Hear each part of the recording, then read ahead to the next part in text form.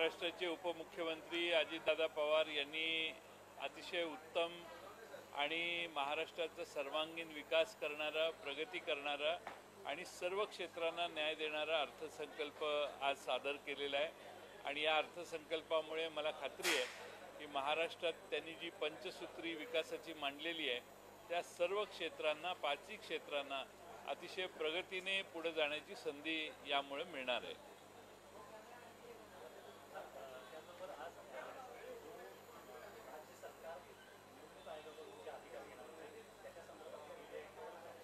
त्यात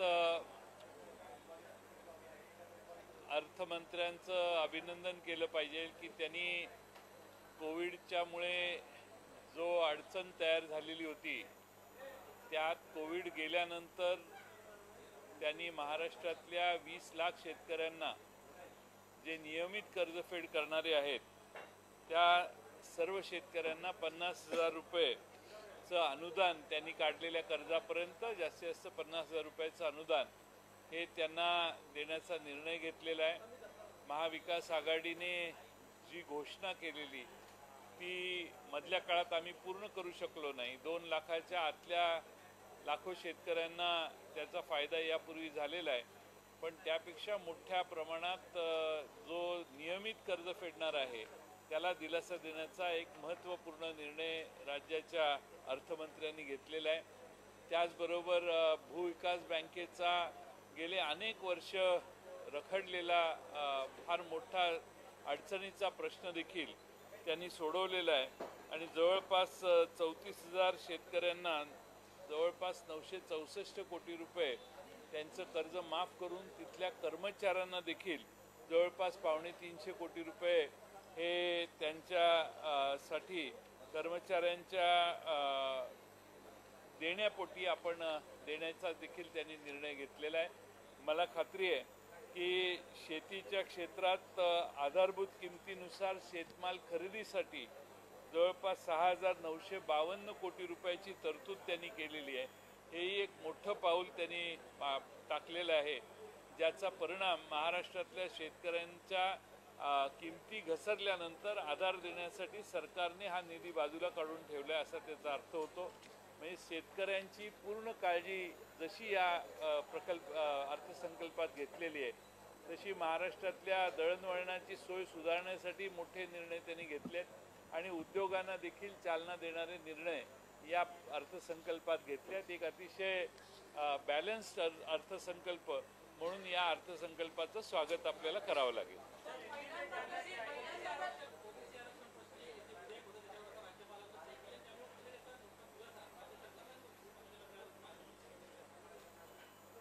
राज्य सरकारने ओबीसीचं आरक्षण टिकलं पाहिजे म्हणून तातडीने सभागृहामध्ये जो कायदा पास केला तो कायदा राज्यपालांच्याकडे पाठवला, त्यांनी आज सही केलेली आहे आणि त्यामुळं ओबीसीचं आरक्षण हे टिकण्यासाठी आता मोठी मदत होईल असं मला वाटतं।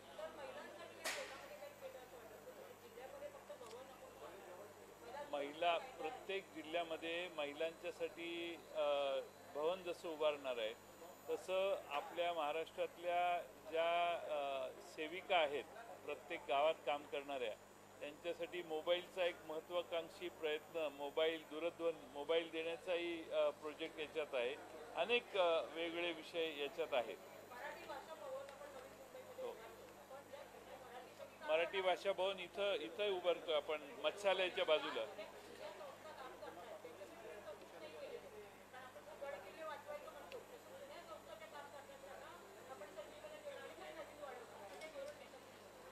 नाही, आता मराठी भाषा भवन हे आजपर्यंत नव्हतं, ते आज होतंय।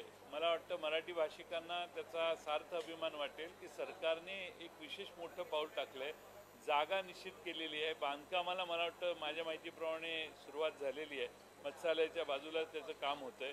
त्यामुळं या मराठी भाषा भवनामधून अनेक वेगळे पुढे निर्णय मराठी भाषा बळकट करणारे होतील। जुन्या संस्था जेव्हा त्या भवन तयार होईल त्यातून घेतलेले निर्णय जुन्या संस्थांसाठीच असणार आहेत।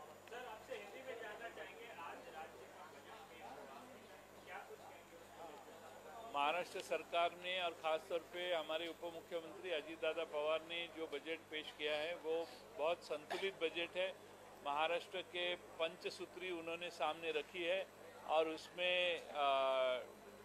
जो अलग अलग 5 सेक्टर्स है वो सभी सेक्टर को बहुत भारी पैमाने पे उन्होंने आर्थिक सपोर्ट किया है। मुझे पूरा विश्वास है कि महाराष्ट्र में जो कर्ज माफ़ी की घोषणा हमारी सरकार आने के बाद हुई थी कोरोना के बाद में, उसमें से कुछ चीज़ें हम नहीं कर पाए थे, वो भी आज उन्होंने पूरे करके दिखाए। और साथ में महाराष्ट्र में अलग अलग बहुत यानी सपोर्ट प्राइस, अगर सपोर्ट प्राइस के नीचे अगर किसी किसान के प्रोडक्ट का रेट जाता है तो उसको सपोर्ट करने के लिए 6,500 करोड़ उन्होंने बाजू में रखे। ये भी महाराष्ट्र के किसानों के लिए बहुत बड़ी न्यूज़ है।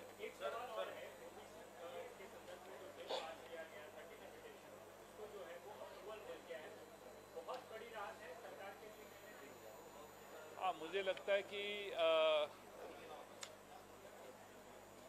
हमारे सरकार ने विधानसभा में जो बिल पास किया था वो ओबीसी का आरक्षण टिकने के लिए बहुत महत्वपूर्ण था और इसीलिए हमने जो निर्णय विधानसभा में लिया, जो बिल पारित किया, उसको आज राज्यपाल महोदय ने उसके ऊपर मोहर लगाई है।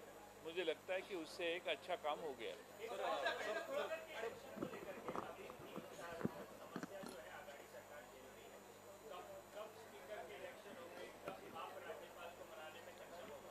मुझे लगता है राज्यपाल जी को मनाने की कोई आवश्यकता नहीं है। राज्यपाल मान जाएंगे और आने वाले हफ्ते में हम अपेक्षा करते हैं कि स्पीकर की इलेक्शन होगी। सर, काल निकाल आल्यानंतर कुमार केतकरांचं म्हटलं होतं की महाराष्ट्राचं सरकार कधीही भाजप पाडू शकतं आणि राष्ट्रपती राखून काढू शकतं।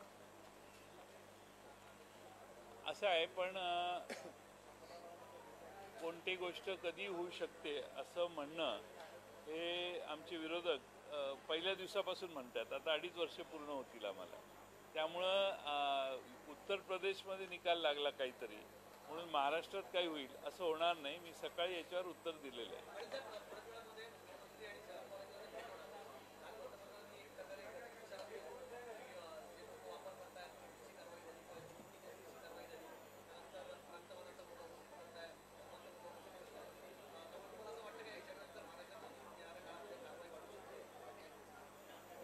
असं आहे की पंतप्रधानांचं कालचं भाषण ऐकल्यावर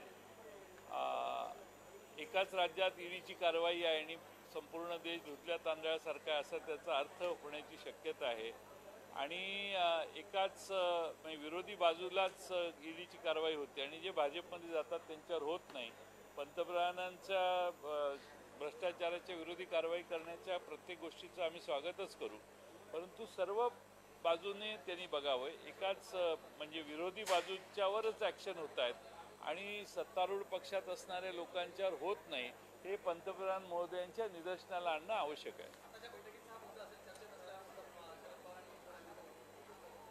मला माहीत नाही, काय माहीत नाही।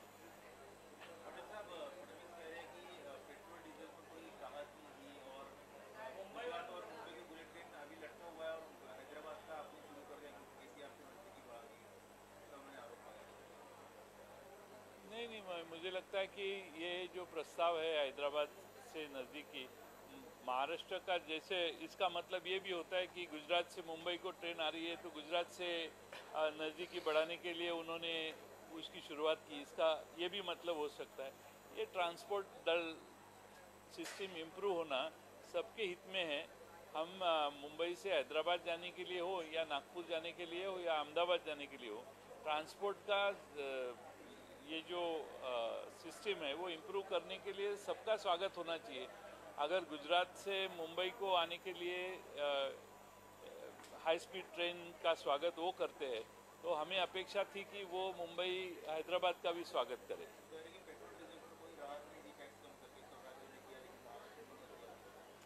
क्योंकि मोदी सरकार कितना टैक्स पेट्रोल के दाम बढ़ाने वाले हैं, इसमें कोई ये ही नहीं रहा है। रोज़ पेट्रोल के दाम बढ़ रहे हैं। अभी ये रशिया और यूक्रेन के लड़ाई के बाद में शायद और बढ़ेंगे, उनको एक रीज़न मिला है। तो ये तो रोज़ बढ़ाते हैं, प्राइसेस पेट्रोल और डीजल के बढ़ा रहे हैं, तो राज्य सरकार कितने बार करेक्शन करते रहेगी, उसको भी मर्यादा है। तो मोदी जी ने कटक के अपने भाषण में कहा था कि जिन राज्यों में ईडी की कार्रवाई हो रही है वो फ्रांस से जोड़ रहे हैं, जंग से जोड़ कर देख रहे हैं, एक तरह से चेतावनी भरे इसको देख रहा है, चेतावनी की तरह देख रहा है, देख रहे हैं। मुझे मालूम नहीं है, लेकिन सारे राज्यों में कार्रवाई होती है और विपक्ष में रहने वाले लोगों पे ही कार्रवाई होती है, और सत्तारूढ़ पक्ष में जो है जिनके ऊपर ईडी के पहले ही कुछ आरोप पत्र है, उनके ऊपर की कार्रवाई रुकती है, तो दिखने में बराबर ठीक नहीं दिखता। सबको समानता, सब चीज़ में समानता होती है, तो किसी का कोई तकलीफ नहीं होता, किसी को ऑब्जेक्शन लेने की शंका नहीं होती, आवश्यकता नहीं।